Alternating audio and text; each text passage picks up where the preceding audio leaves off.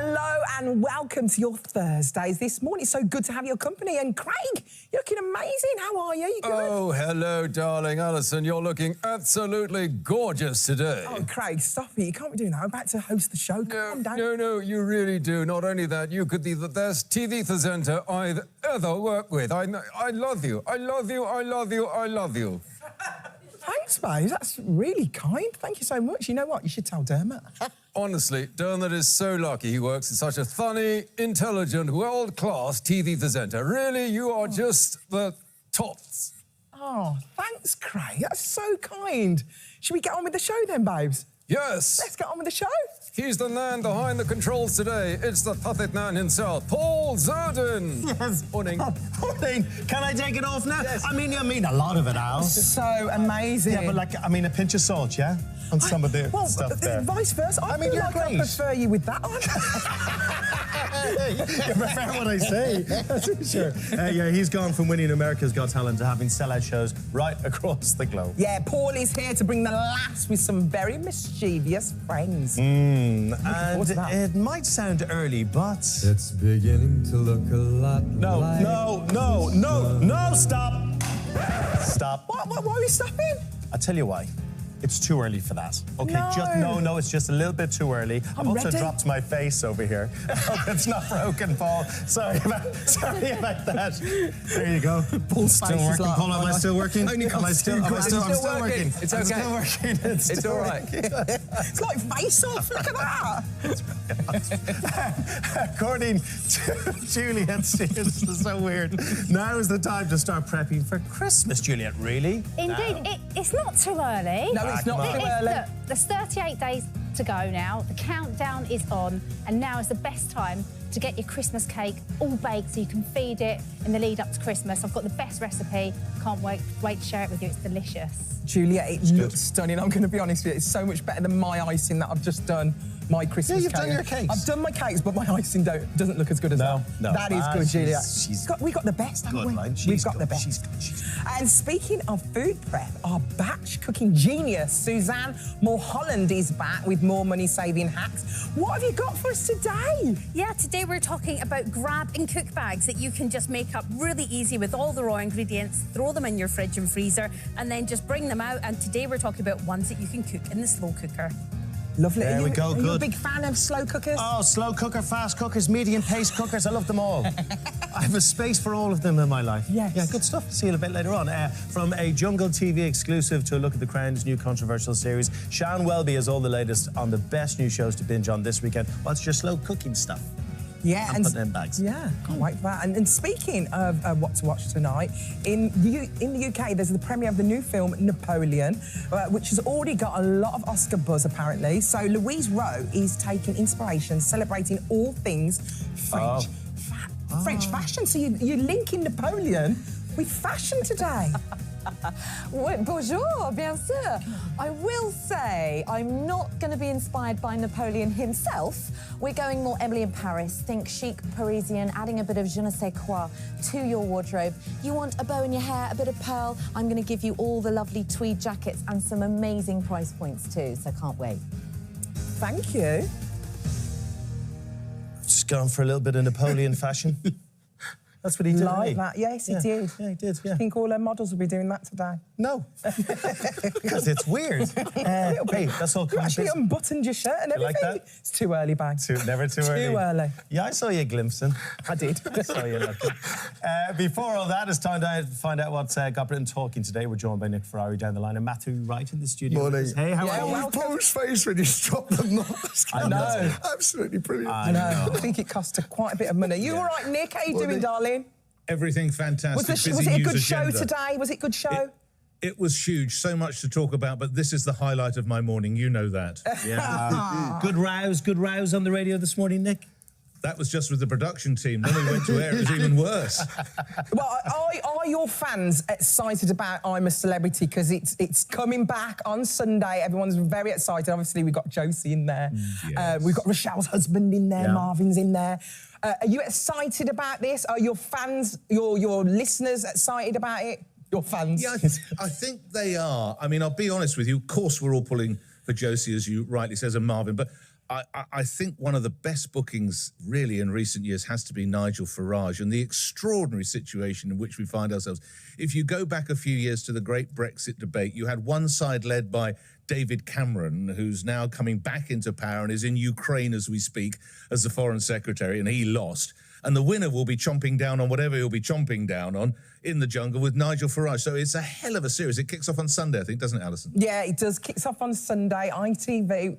Anton Decker back. You excited, Matthew? I am. It's got.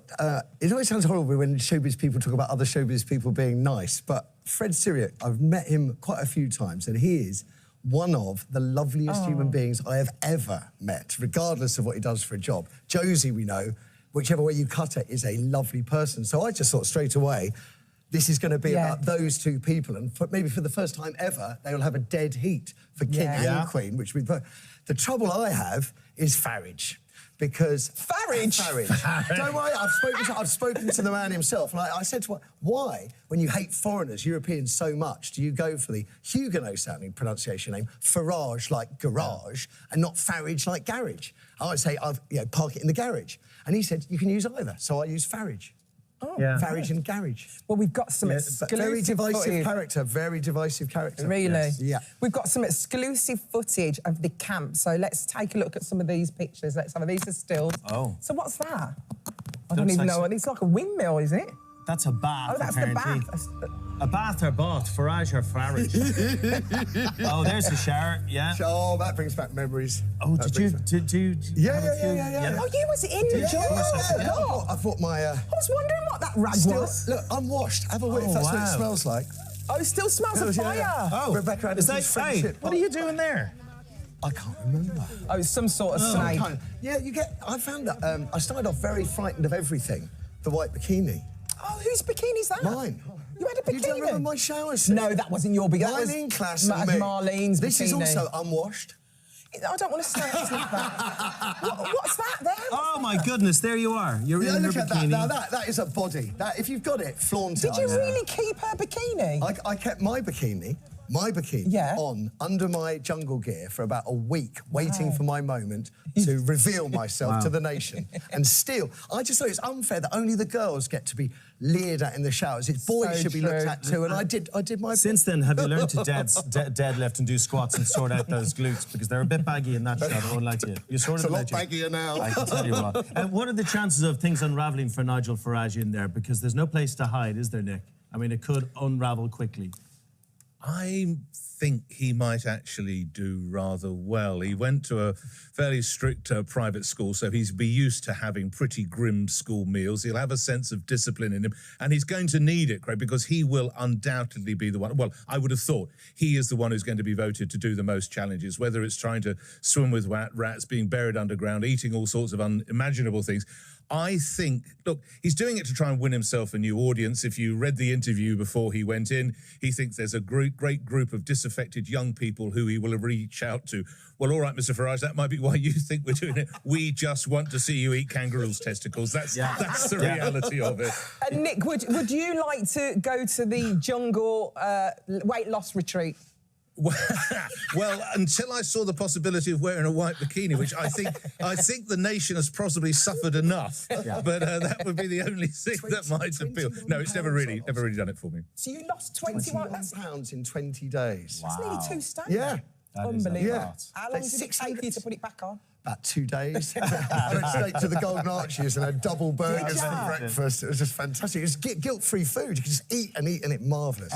Just when we think we have a period of Harry quiet, we have more conversations about him. Royal writer Omid Scobie releases extracts from his upcoming book, Endgame, and a few interesting moments in there. And it's, again, difficult for Harry, it seems, and there's still communication with his dad and his brother is not happening, according to this book. When families fall out, that kind of thing tends to happen. When it's Britain's first family, then it becomes sort of international news. And I find it all rather sad and depressing and unedifying that our leading family should display. I mean, people don't like the fact that Harry or Omid, Harry speaking through Omid, however we want to view this book, some people don't feel... They don't want him to sort of voice or wash his dirty linen in public. And I suppose his argument would be, or Omid's argument would be, that the royal family use our newspapers to put their side out without any kind of check or balance. And this is Harry's right of reply. It's just fairly unsafe. You know, he calls his brother, trying to find out how he can go and see the Queen as she's dying. He doesn't know she's dead at the time, or it was literally just about to die. He arrives and she's already passed. And he says that William ignored the call. Well, they've fallen out. Yeah. But you say a lot of, you know, when death, that normally brings families together, though, doesn't it? It That's such a can, shame. or it can lead to further fighting. And I mean, the saddest thing for me in the book is that Omid's line is that this is beyond repair, that it can't be fixed. And even though I believe that you can have family relationships that can't be fixed, it would be very sad if we took that view now. You know, you've got these, they're basically fairly young men, you know, they're not yet in prime middle age, they've got their whole lives ahead of them. I would like to think some kind of bringing together is something that should be on the agenda, not ruled out. But fix it with your dad before it's too late. That's the key human message. Nick, what are the other headline revelations in the book? Well, we heard the idea about going to see, sadly, the Queen dying. Also, it's believed that, or William believes, that Prince Harry has been brainwashed by an army of therapists. These words are directly from the book, which comes out later this month. A couple of observations there. The very title of it, Endgame, that is at best something of conflict, if not actual war, which I think is desperately unfortunate.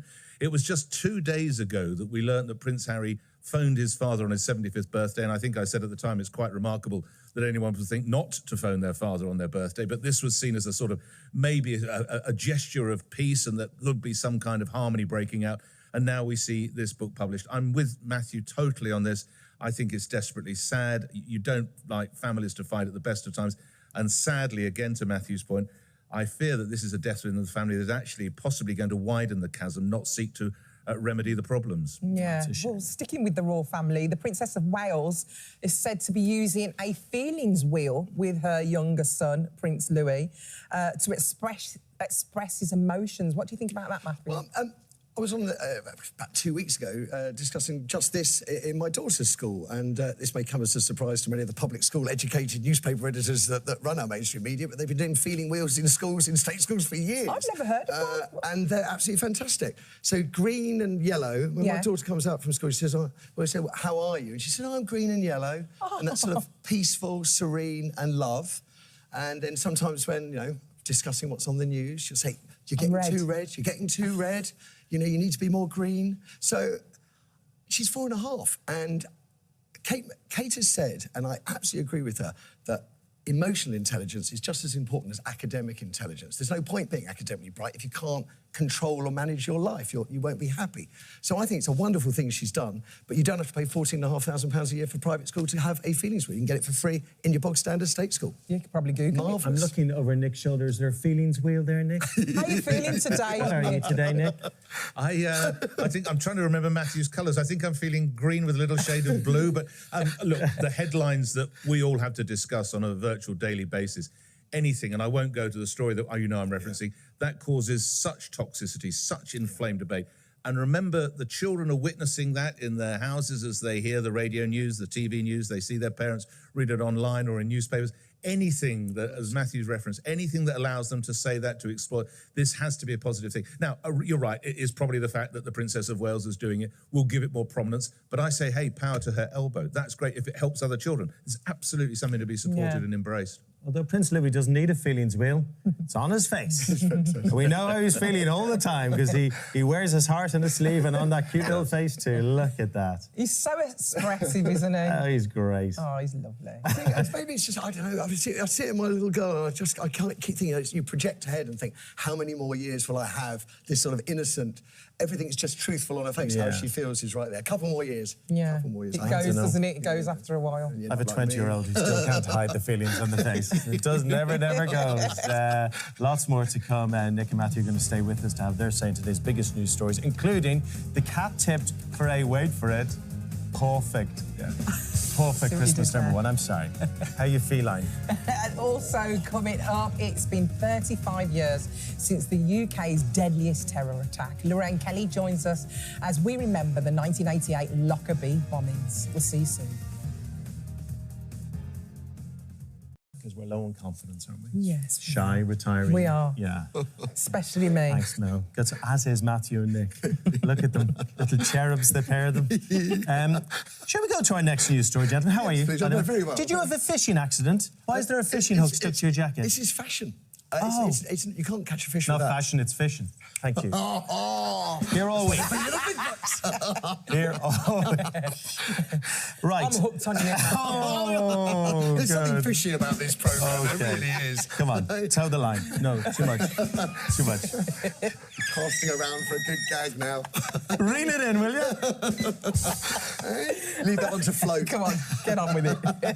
That's not fun to get on with Honestly, I'm up to my gills with it. Right, this next story is fascinating. I'm only joking. It is quite fishy. But this ultra-marathon runner has been banned for 12 months by the UK Athletics Disciplinary Panel. So it's a serious ban, and it has been looked at for using a car mid-race. Explain more. What happened? Well, there's a... So her name is Uwasha Zalszewski. She's a leading ultra marathon runner, and I'm not entirely sure. So she's running the marathon. Tired? As we understand it, she leaves the race injured. But I'm not 100% sure who. Anyway, there's some. She leaves the race injured. She gets in a car. The next thing that seems to happen in the story is that she is crowned in third place and presented with a wooden trophy, which she accepts, without telling anybody at that point that she'd done just over a mile in a car. And it was only afterwards when they looked at the digital timing records that she found she'd done 1 mile of the marathon in half the speed of the current fastest female mile. She did it in about 2 minutes. Yeah. I'd struggle to drive that fast, I think. So that aroused suspicions. And then she said afterwards, she said, I'm not making any excuses, but... And then... Says about Made an excuse. I can't understand. Although we were speaking during the break that when you run long distances, it can affect your thinking. Yeah, when you cross the line, I've done a few marathons and triathlons and stuff. I don't like talking about it, but there's this great. But when you cross the line, you're kind of all over the place. You're very dehydrated, and you don't really know what you're at. So we're giving her the benefit of the doubt here a little bit, Nick, that maybe she was a little bit confused. What do you think? Well, it's confession time. My sub 4 hours in the London Marathon and my my almost world record 3 hours 12 minutes in New York was assisted by a flatbed truck. So that's exactly how I did that. Very strange story. Well, I'll be honest with you, I did do the Birmingham Marathon. It was done very quickly. I was actually reporting on BBC WM, which is the local radio station, and we were reporting at the end, the end of the track.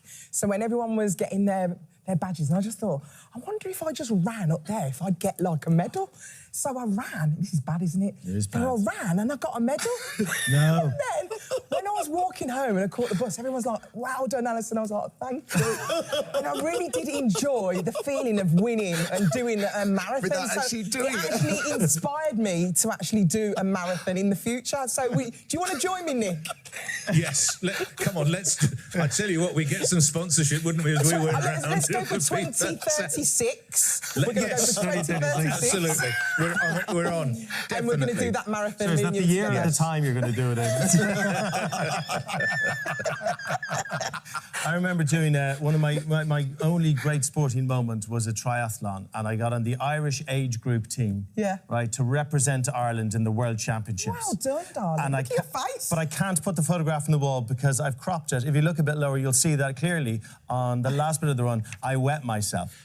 So all I've got is a large wet patch around that area, and I can't even put the photograph up. That's it, yeah. Truly, really? Truly, really. You see that lady next to you, she's actually looking at you. Of course she is. She can. My She's goodness, not he's wet himself. I know. No, I only wet myself. She had a really terrible time in her. Yeah. Wow. Yeah, I know. You just couldn't find a toilet.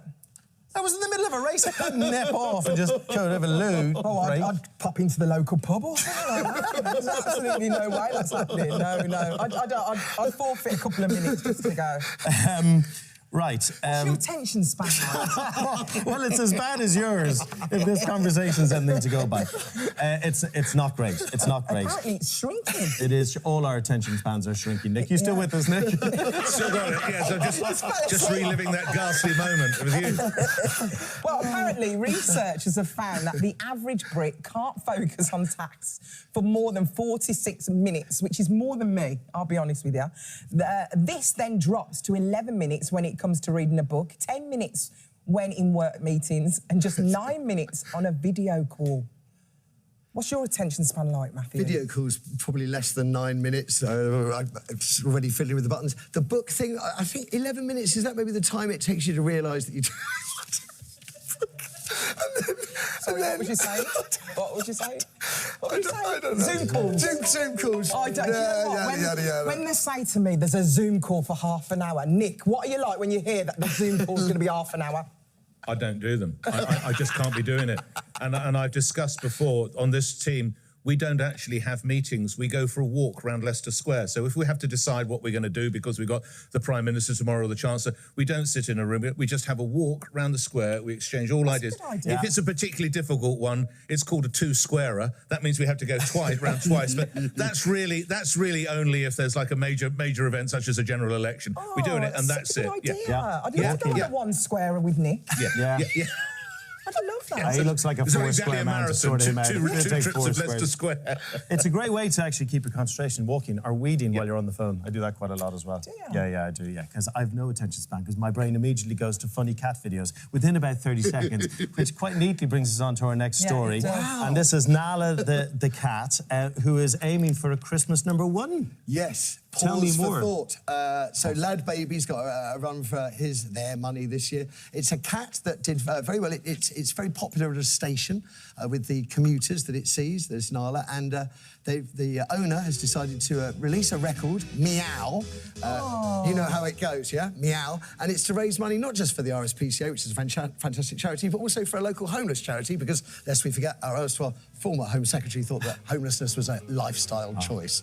So I think a bit of help there from Pussykins, fantastic. There's Nala and Nick. Now we're looking at with Nala on the old decks there, doing her thing. Not like I'm looking forward. I think it's only right Matthew tells you about his Christmas release. It's my itsy weetsy teeny weeny yellow jungle fever bikini by Matthew Wright. It's coming out this Christmas. We all know that. Nick, Matthew, it's been a pleasure having you both. Thank you so much. Have a wonderful morning. Can we talk about 50 Cent? Because Yes. This is an amazing story about this older He's on tour over here, isn't he? It was in Birmingham. Yeah, he's on tour. And there was this 64-year-old hip-hop fan. She's gone viral. Mary She's Jane. watching 50 Cent at a concert in Birmingham. Mary Jane, she literally was killing it. Look at her. She's proper So dropping 50 it. Cent as a courtesy, he's flagged her up as like his #1 fan. But I just want to say, this is not news, right? She's, 64? I was out last night, 58, coming up 59, dancing at Billy Strings, and this very attractive, I have to say, very attractive younger woman came up to me and said, amazing dancing, you're just amazing dancing, great moves, great moves. My wife is seething. Really? Really? 59 nearly. Yeah. Great moves, just saying. Great moves. I want to see those moves one Do you day. think it was a bet for her to go up and say that?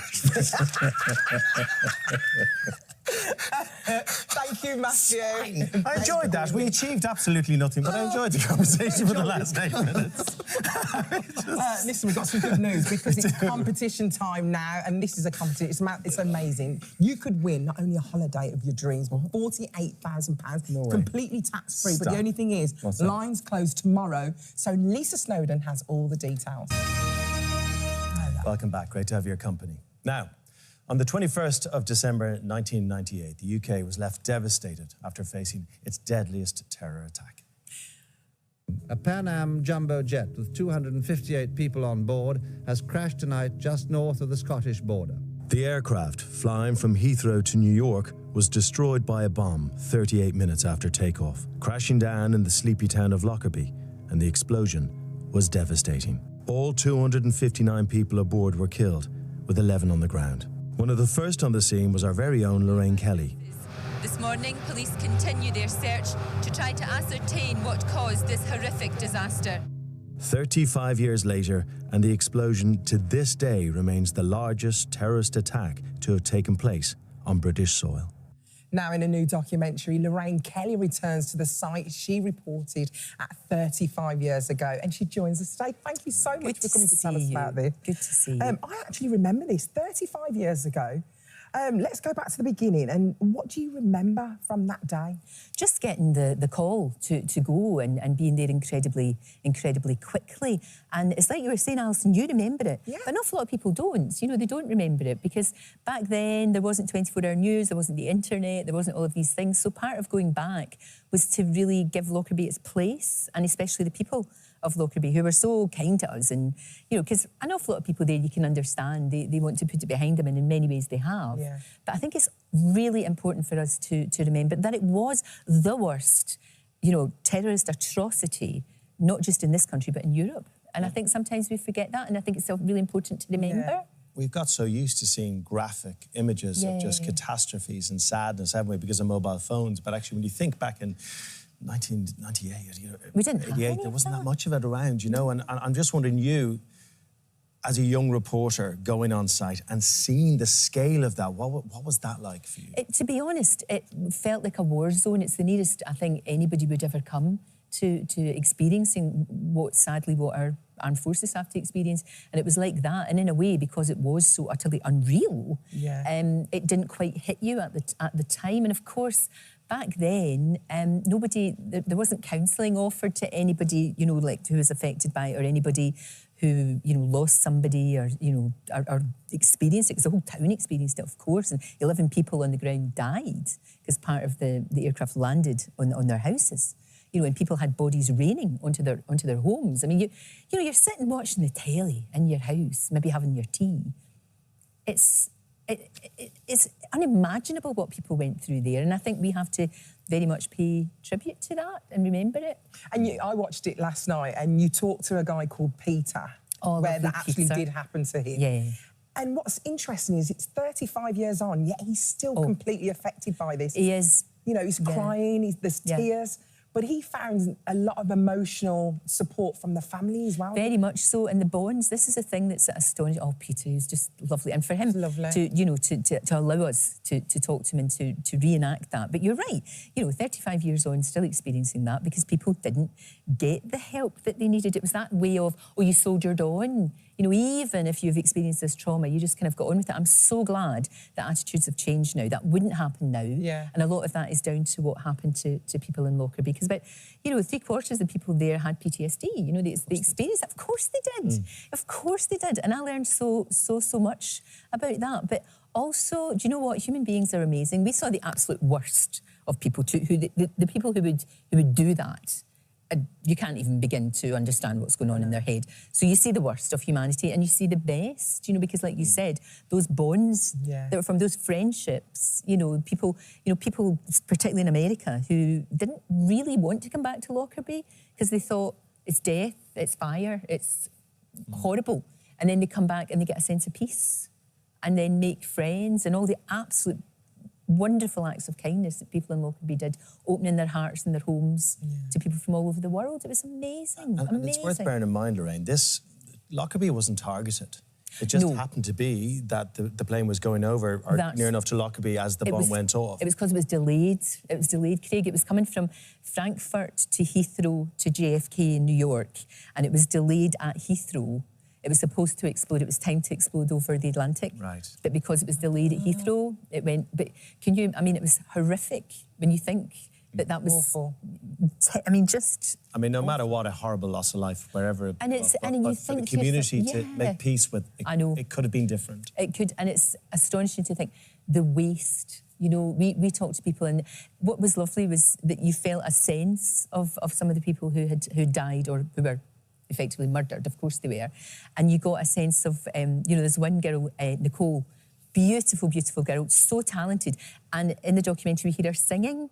And she was amazing. And we talked to her sister who hadn't talked before. And also her best friend was supposed to be sitting beside her on the plane, but decided to go to Germany instead for Christmas to relatives there rather than go home at the very last minute.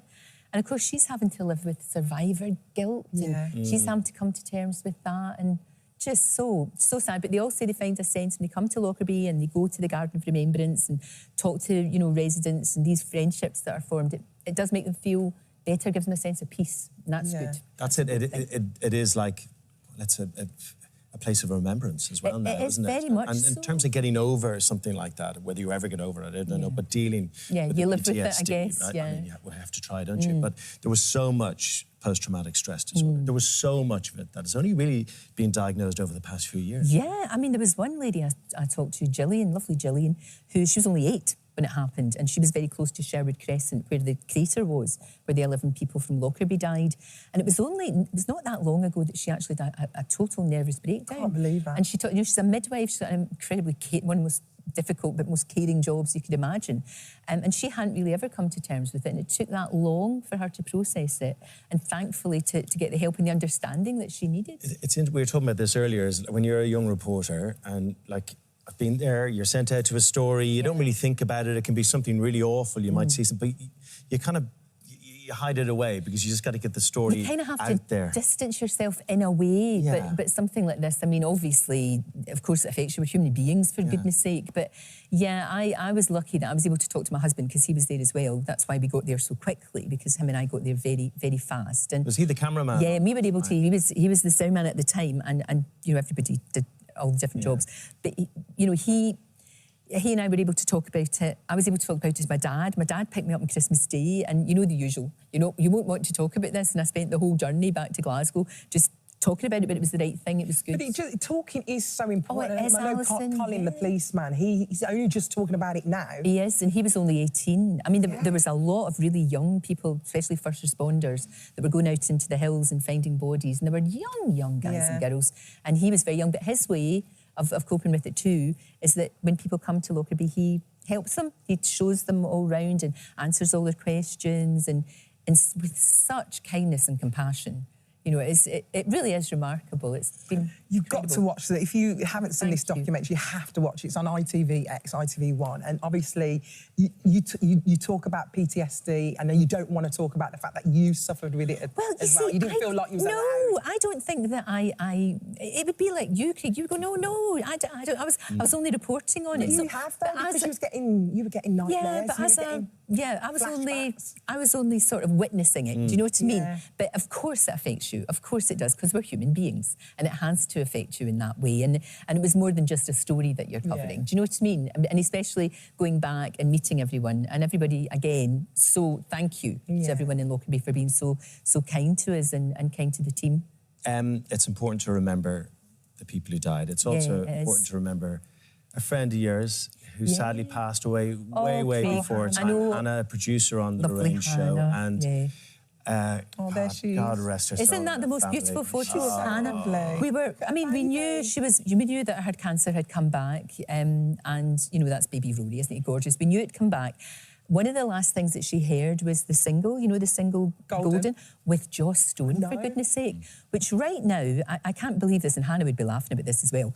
We're up against the Beatles. Have you heard of the Beatles? They're very good.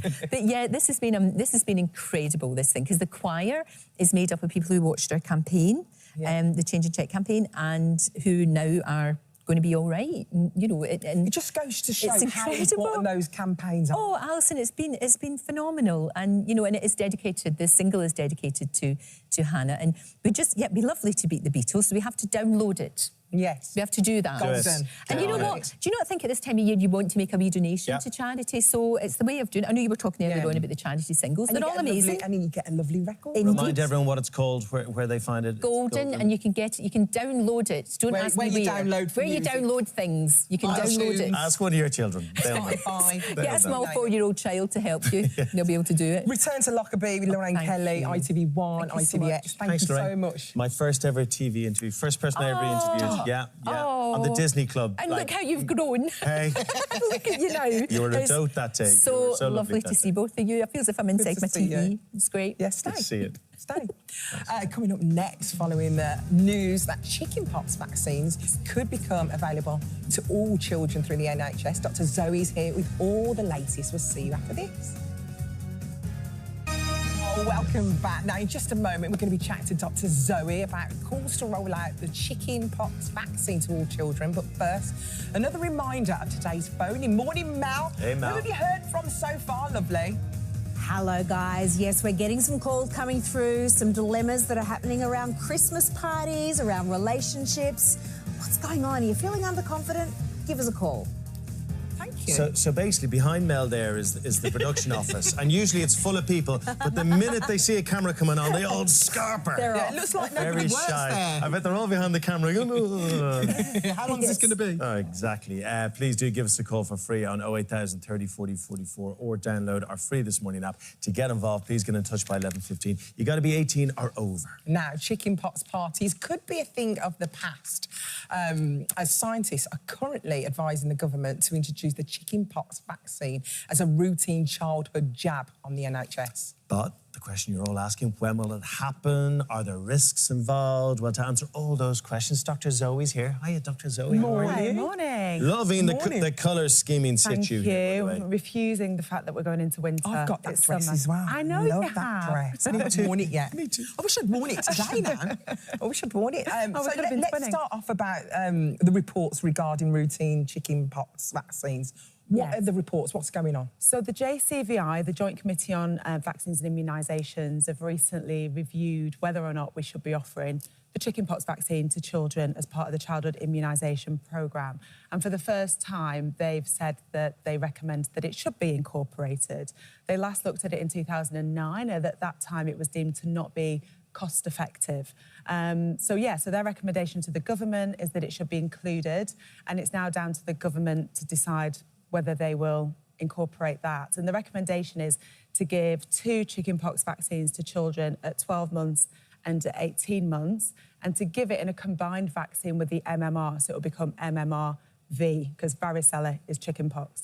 So they're actually moving the MMR vaccine programme. It used to be given at 12 months and just over 3 years, but they've already recommendations to move that to 12 months and 18 months, so that means that they'll all be given together. Just to clarify, what's the new bit of this? Because the vaccine's already existed, but it's not routinely given to children, is it? So. That's right. So the chickenpox vaccine exists, and it's been around for many, many years, and it is actually part of the programme in other countries, US, Canada, Germany, Australia, but here it's only been available either privately for anybody who wants to pay for it privately. It does cost between £150 and £200 for the 2 vaccines, but also on the NHS for a small number of people, and that will be children or adults who are in close contact with somebody who has a weakened immune system. So to protect that person, it has been available to those people. But yeah, up until now, it's not been deemed to be cost effective. And when these decisions are made about these types of vaccinations, the cost effectiveness, they look at various different things. So with this particular condition, chickenpox, it's most children who get it. Most people, 90% of people get it before the age of 10 and have a mild illness. You know, it's unpleasant, it's uncomfortable. But a small number of people do go on to have severe complications, and that can be things like inflammation of the brain or very severe skin infections. So we're thinking about reducing the risk of that. Also, whilst most children get a mild infection, they can't go to nursery or school, and they usually end up having roughly 5 days off, which means their parents have to stay off. So, you know, there is an impact on wider society. Also, there are some other people who are at risk, so people who are immunocompromised, pregnant women. It's dangerous for people who are pregnant to get this condition. But one of the things that perhaps stopped them in 2009 is there was this concern that if children have the vaccine, so therefore we remove pretty much chickenpox from our community, then it could increase the risk of middle-aged people getting shingles. Because shingles is when the virus, the varicella zoster virus, that once we've had chickenpox remains in our system forever. If that virus sort of comes back, it can cause shingles. But actually, if you are a parent or a grandparent and your children get chickenpox, it's like a booster. It reminds your immune system how to protect you against it and therefore prevent shingles. So that was the concern. But now, because this has been part of the vaccination programme in Australia and the US for over 20 years, they've been able to look at that and see that actually it doesn't increase shingles within that group. And that's the main change in why they're now making the recommendation. Obviously, around our children, we all worry, and we all, with regards to vaccines and things like that. I can remember when MMR, everyone kicked up a fuss about that. Yeah. Obviously, this is an extra little bit, a dose into our children. Yeah. Is it safe is the main question I want to ask. And again, you know, we have that reassurance because it has been given for decades in other places around the world. We know that it is safe, but everything comes with a small amount of risk. And actually, the risk of serious complications from the vaccine, with the chickenpox vaccine, is there's a very, very small risk of anaphylaxis, severe allergy, about 1 in a million. So it's very, very small. And because this vaccination will be given, you know, by a healthcare professional, it may be that people will be asked to wait around for the first few months or years in case they need to be treated. But therefore, we do have that safety data. I like spotting people's chickenpox scar. Do you? You always have one, don't you, somewhere? Usually there or there. Yeah, it's always there because you can't help yourself.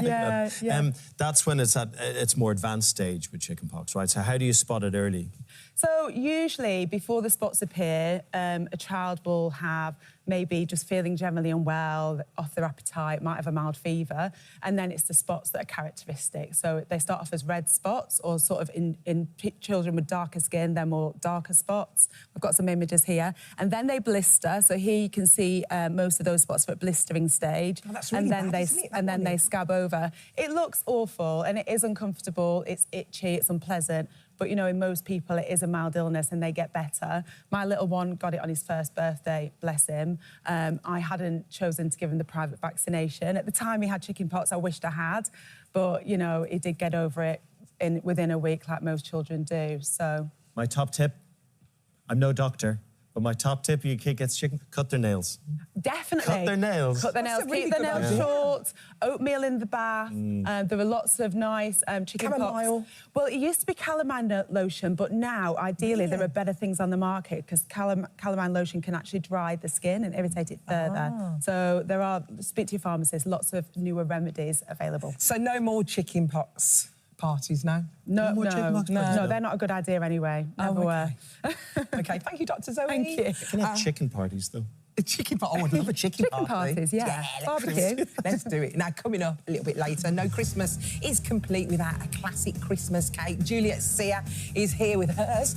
She started hers quite early on, actually. Yeah, and for as little as 10 quid, Louise Rowe has the styles to get you looking effortlessly chic this winter. Now, whether you're living on your own or feeding a large family, the batch lady, Suzanne, is here. She says you can save time and money with her genius grab and cook bags. Tell us more. How are you? And I want to cook. Yeah, so that is exactly what you're doing, and it's a great time of year to do grab and cook bags in the slow cookers. But in terms of a grab and cook bag, what it is you basically get a freezer bag or a food bag, and you don't need you can use a stand like this to hold it open, or you can just use a bowl. This is just genius. It's an extra hand that really helps. That's so clever. You put all your raw ingredients in the bag and you throw it in your fridge or freezer for whenever you want it. So Take 4 minutes to put it all in raw. Takes 4 minutes to make your recipes, and then you just grab it out whenever you want, and you can throw it in. Today we're doing slow cookers, but you can throw it in your air fryer, or depending on what recipe it is. So they're really simple to make, and they're great if you've got a busy lifestyle or you don't want to stand in front of a cooker for hours cooking up lots of dishes. And they're also really fresh because it's all fresh ingredients that are then going in. And I'm going to show you. This before. And it's my new invention. How long can it stay in the freezer for? So in the freezer, it can stay for 3 months in the freezer, and it can stay for as long as whatever is your sort of protein in the fridge. So you know if that's going to last a couple of days, then you've got a couple of days in the fridge. Just 3 months. Yeah, I've like 3 months in the freezer. I've done like 3 years. and sometimes I'm looking, I'm going, is this a spaghetti? Is it a chili? You got to mark it up. You do need to mark on the bag. Right. So write on your bag what it is, OK? And then we're talking about ones that you can put in your slow cooker, because this time of year it's perfect for that.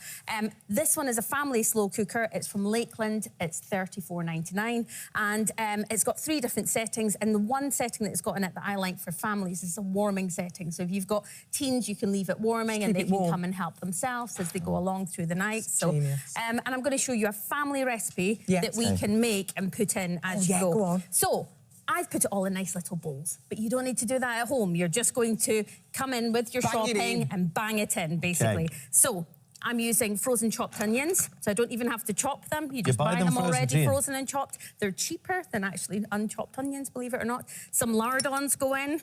And you don't have to worry about mixing raw meat with stuff because you're cooking it all in the one thing, so it's fine. I was freaking out looking at the apple touching the No, you don't need to, because if you think if you were putting it in a pot or anything, you'd put it all in together, so it's exactly the same.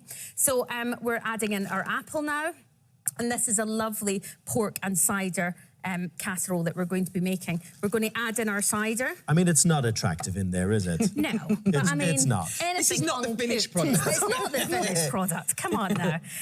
Just add in your stock cube because it's going to melt down when it's in your slow This is cooker. like so easy. You don't need to break up the stock cube or anything No, like you that, can crumble it if you want to, but I mean, it doesn't matter. We're we adding could in get 2 rid of all our teaspoons chefs of mustard. with this, couldn't Yeah, we should. I mean, and do you know Don't something? say that, We don't should say do. that. Particularly Phil Vickery, he's just so troublesome. No. Joking, Phil. I love Phil too. Phil. I'm saying that because I love him. Okay. It's what boys do. It's how we That- express our love. Is all you do. You put it in your bag, you seal it up, you make sure you write And it on what it definitely is. seals, it's not It gonna leak seals, or no. anything. And these are washable. funny about things like you put this. it in your freezer or That your looks fridge nice. like You sure that. this won't leak? No, because I haven't sealed it. Don't turn it I was going to do the upside ultimate test. Yes. I'm on live TV, I can't stand sealing it. It will seal. And you lay it flat, and then in your fridge or freezer, that's a full family meal. Grab it out, throw it in your slow cooker. Right. It's Smart. as easy as that. So Yeah, clever. that's good. Do you want to see another recipe? Yes, please. Excellent. Okay, this one, I want to show you that you can do it if you're a couple as well. You don't even have to be a full family. that a medium the two of size you. one? This is a medium-sized one. This is a Murphy Richards one, and it comes in at $44.99. Okay. Really easy, simple one. And I'm going to show you how to make a dal, a vegetarian dal. And again, it's that simple. Look, we're adding in the lentils. We're adding in chopped garlic and ginger. I get this frozen. Yeah. You just open it up, take some out the freezer. Do you know? Put it in, you don't have to chop chop it. nothing at home. Do you have a knife? I'm very lazy. Just open the freezer bags. Adding in my onions. It's because it saves waste if Yeah. you're only using a little bit, especially if you're just a couple. Again, you can crumble the stock cube if Chicken. you want. Is that a chicken one? That's a chicken one. And then in goes your tomato paste. And this makes a beautiful dal. Now, I'm just showing you the basic dal. You So can get easy. other ones online. You can then add in anything you want. You could add in sweet potato, you could add in butternut squash, but that is the basic dal recipe. Done. Seal it up. And was that just like in a your Greek fridge or yogurt? freezer? This one was, sorry, that was coconut. Coconut. That's like so a minute. That's sealed. That's just a there you minute. go. It's a minute. Shall be good with this? You could just give it to the kids to put on. Yeah. Like you could do that and go in the fridge, there's a bag. There's a put it in bag, there. put it in, and Done. off you go. There's And they every don't have chance to do if they're anything else. boys, they'll just eat all of that. Yeah, my son would do that. I thought that was it. But that's one good thing. You can get kids to do them, and you can, if you're elderly as well, or you're making them for elderly people, then it's a really good way to do it. And again, if you're doing a tiny little one for one person, you can use this cute. lovely That is little one. It's cute. very cute. £14.95. Wow. It's a little crock pot one, and I love That's it. good. That's good value. And we're isn't going to it? make this harissa and chickpea Oh, that's nice. stew. We're going to put in our tomatoes. How slow is open your slow can. when you're cooking them? I mean, So, How long does it all take? depending on the size of it, you're putting in. This one will take between 2 to 4 hours, between low or high, and then it goes slightly up to 4 to 6 hours. So we're adding in our harissa paste. so you could pop this in, Our go off and do your spices. stuff, and it'll Yeah. be ready for. You don't have to be in the house. You just leave Ginger. it to do its thing. Yeah, and exactly, you don't need to be in. And then the thing is The as old well, stock cube. the stock Love cube that goes stock in, cube. the chicken goes in. And look at that. The thing is, if you did this in the morning before work, you'd have to think so about all these good. things. Where instead, in the morning, you just take it out your fridge, throw it in, all your stuff is in there. I'm going to do this for Panto. Yeah, it's I've really decided. Let me show you this That's what one. I'm This is gonna a do. Can I this is ask? a good one. Can it go in Oh, yes, I am. frozen into that, or do you Some have of to them defrost can it and some first? of them can't. You just have to look on the bottom of my grab and cook recipes and it tells you Okay. each one depending on the recipe. Different things you can do Fondue. in your slow cookers as well. Fondue, leftover cheese, keep grating it, add it to your freezer bag. Every time you have some left over, just add some white wine, 2 to 4 hours, and you have a beautiful cheese fondue Oh, that you wow. can serve up really Wow. cheap if you've got guests coming over. What's leftover cheese? Lovely. doesn't exist That's if in you've our got house. kids. Yeah. Okay. And you What's can this? make a dessert. So this is a lovely cinnamon and chocolate Cookie. biscuit cookie that you can Oh, add wow. on cream, or you could put ice cream. You just take all your ingredients, mash them together into Yeah. a dough like this. Your dough goes in the fridge or freezer, and whenever you want it, you just put it in the bottom of your slow cooker. And then it comes out like this. If you That's so wanted to and you clever. don't have a slow cooker, you could put these in the oven if you wanted to. But it comes out like this, and you can basically put ice cream on it, and you can have it. The thing is, if you're going to go to the hassle of getting all these ingredients out, I know we're all like. What is that? It's overcooked. It's overcooked. It's overcooked, but I like it like that. Oh, there we go. There we go. The easy fix. Bit of icing sugar. I like a bit of crunch. I got you. It's got some Don't crunch. be I turned it over. Don't be embarrassed. But It's basically, simplify your life to save you getting out all these ingredients and having to make lots of different recipes. Just make them when you buy the food, get them all in your bags, freeze them flat, really small like that, hardly any space, and you'll have dinners ready to go in no time. Your freezer must be just a thing of absolute beauty. It does look like a library, sort of. Does it? Them all lined up. And you It's label brilliant. everything. I do label everything, or you ended up with a UFO, an unidentified frozen object. On that, thank you so much. Thank you. Brilliant Thank stuff, you. as always. If you'd like to get your hands on anything you've seen today, download our free This Morning app and click on Shop the Show. Now, your local weather forecast is up next, still to come on your Thursdays this morning. With 38 days to go until the big day, now is the time to start preparing your Christmas cake. Juliet's here to get you started. And it's been no stranger to controversy in recent years, but The Crown Season 6 could be the most divisive yet. We're hearing from the show's Diana. All about that coming your way very soon indeed. Cookie? Oh, welcome back to the You are Thursday giving this out to me all day. I was slouching like cool. I was. What are you talking about? That's how you said stand up properly. You're mumming You were me doing today. a Dermot. Was I? He was slouching a little Is that bit. what Dermot does? He's a big sloucher. Is Come on, he? sit up. Okay. Good boy. Welcome to your Thursdays this morning. Hey, Now, hands up, still hands to up, come hands today. up the top of the back, not He's the got- bottom of the back, Oh, okay? right. He right there. Is that bad? That's okay. Okay. Now, he got his big break as winner of America. I can't even speak one face. Take it as break winner of America's Got Talent, but now he's a much-loved comedian. He is. While you're there, darling, yes, why don't you do your little party trick? Yes, that's a great idea. This is the one where I turn around like this. That's it. I lean forward now, and I wiggle like that. Like this. Oh, I love him. The hilarious ventriloquist Paul Zerdin is in the studio. And it's the question on many bakers' lips at this time of year, when to start your Christmas cake. Well, Julia, come on, when? When do you start? Right now. I mean, Alison's ahead of the game. You've already done yours, haven't you? Yeah, I've done 4. I've done 4 already. cakes. I mean, I've been doing mine for the last month, but this is a perfect time to get it in, get it baked, and then you can feed it all the way through to Christmas. There you go, nice. That's why she can't speak up all night baking cakes. I love baking. How many did you bake? I did 5, and I've given 1 away already. And You love I've got baking. 4. You should do And one for me. Oh. I know, but I did 1 for my brother, 1 for my sister, 1 for me, so I'm going to give you mine. Thank you. And I've got 1 for my friend. Have you? It's not you. Anyway, it's been labelled the fashion capital of the world for good reason. Louise Rowe is here with her Parisian... What is it? Parisian. Parisian. It's Parisian. Parisian look. Yeah. I didn't even know there was a Honestly, Parisian do look. your bakes by day, sleep by night. It will really help. It'll really help. Hey, Louise. Hi, guys. Parisian, yes. So, we're talking tweed.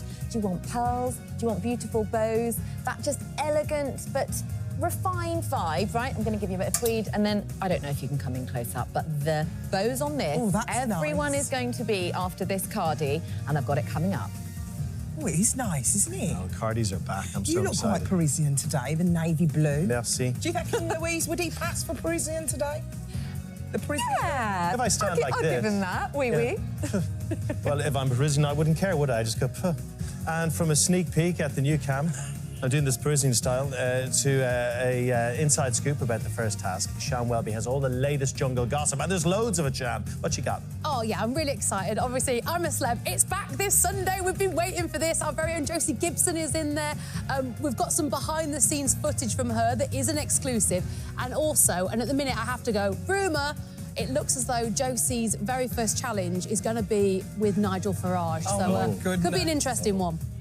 This is going to be so Oh. good. So good. If you know Josie like we know Josie, you know how much fun that's going to be. Yeah, it's going to be a lot of Yes, fun. that's Now, good. thank you, Sian. Now, we're about to play Spin to Win very shortly, but how do you fancy winning £48,000 and maybe a trip I'd like that. of a lifetime to the Maldives? I've never been there before. Oh, it's gorgeous. But I can't enter. Listen, live's closed tomorrow, so you've got to be quick. Here is Lisa with all the details. Hey guys, there is nothing I like more on a cold day than a hot pot of tea and some delicious chocolate cake. The only other thing more irresistible? Our 2-part prize. Take a look at this.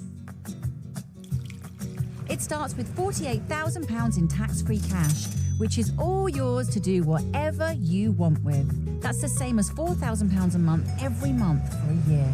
But if that wasn't enough, we're also throwing in an all-inclusive holiday, courtesy of On the Beach. You and 3 people of your choice could jet off to the sunny Maldives for 10 nights of all-inclusive 5-star fun. So if you want a little something sweet in your life, why not enter for your chance to win the lot? The fastest way to enter is by text. So what are you waiting for? Here's all the details. For another chance to win, text price to 81119. Text costs £2 plus 1 standard network rate message. Go to the website or enter via the This Morning app. Entries cost £2. Call 09068 781119. Calls cost £2 plus your network access charge. Or post your name and phone number to DY44 PO Box 7558 Derby DE10NQ. Entrance must be 18 or over. Lines close tomorrow at 3 p.m. Good luck. Thank you, Lisa. No, we're very, very excited today because we've got another chance for you to win big. It is Spin to Win. Spin to Win.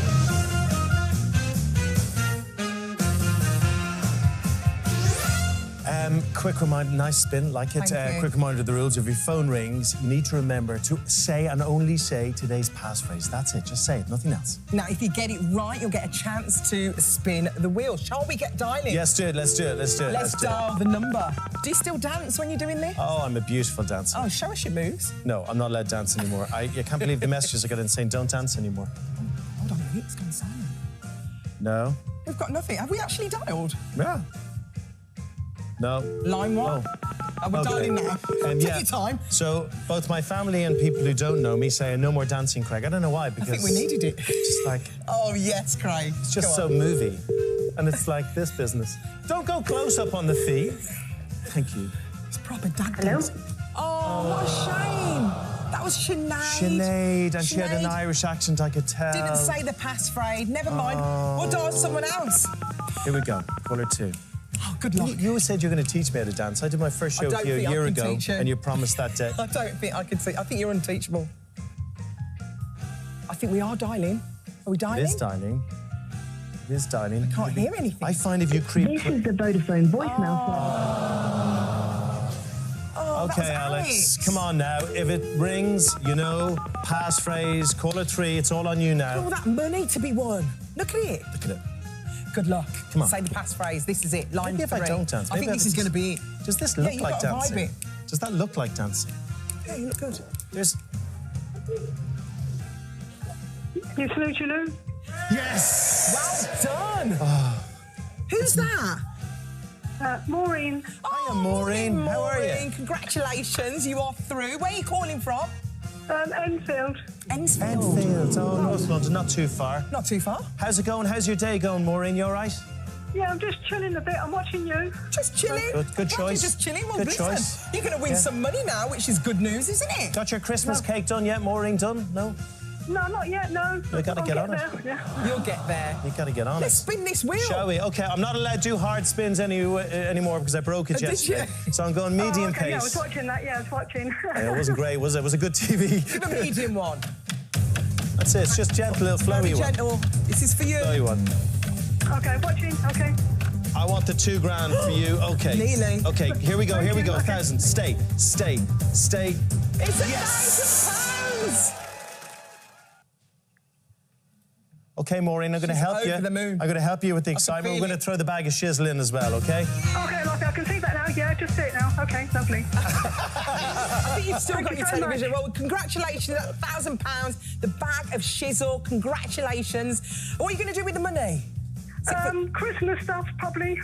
Yeah. Christmas stuff, I don't blame you. Yeah. Maureen, congratulations. Well done, Have a Maureen. lovely day. Take care of yourself. Thank you very much. Oh, lovely. Now, She sounds like she's got a lot on. She's got a lot on. She's like, I've done that. I'm going to go on to the next thing now. She's watching the TV. I know, She's yes. watching this morning. She wants to get back to this morning. She does, yeah. Now, if you fancy your luck and you want to spin the wheel, entries for tomorrow's game open at 12:15. It is free to enter. All you need to do is download our free This Morning app and click on the Win tab. You've got to be 18 or over. Entries close at 9:30 a.m. tomorrow, and we could be calling you during tomorrow's Could show. be, yeah, that'd be nice. Now, she may be in the warm sunshine of Australia at the moment, but before Josie packed her bags and left for the jungle, we sent her off to do some work, some hard work in the cold. Yeah, with Hyde Park's Winter Wonderland reopening this Friday, Josie joins the team to spread some Christmas joy. No better person. This Christmas, I'm offering the gift of giving. I've been offering my services to those who are extra busy this festive season. Who wants to give me a job? So I've come to one of the most busiest, most